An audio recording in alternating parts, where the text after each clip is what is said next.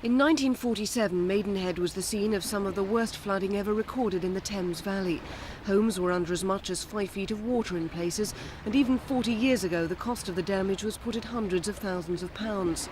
The disaster at Canvey Island in 1953, when tidal waves wreaked havoc and left a huge death toll, eventually led to the opening of the Thames barrier just 3 years ago, at a total cost of £1,000 million. But the barrier only gives tidal protection, and floodplains around Maidenhead are left as vulnerable as ever. Now at the Hydraulic Research Centre in Wallingford, Thames Water Authorities commissioned a 100-foot concrete model of the floodplain and its 12,000 homes to test ways of protecting them from a repeat of the 1947 disaster. Here, in a matter of minutes, experts can watch how another flood could devastate the area. With so many more houses around now, even the flood of 40 years ago would cover some buildings.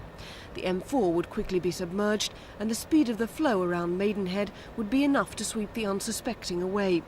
One plan under review is to build a huge channel alongside the Thames, possibly twice the size of the river itself. And the worry isn't just if the next flood arrives, but when. It's impossible to predict when a major flood will actually happen, but we have records for the Thames Valley going back in some cases to the 9th and 10th centuries, and it's quite clear that there have been generally 3 major floods each century in the Thames Valley. We can't predict when another one will occur, but one will. Any scheme could cost up to £35 million, and decisions are still 2 or 3 years off. Maidenhead now has an emergency officer who's drawn up plans on how to deal with a flood in the meantime. Flood wardens are on permanent standby, but to some extent the fate of people living in homes with expensive river frontage is still in the lap of the gods.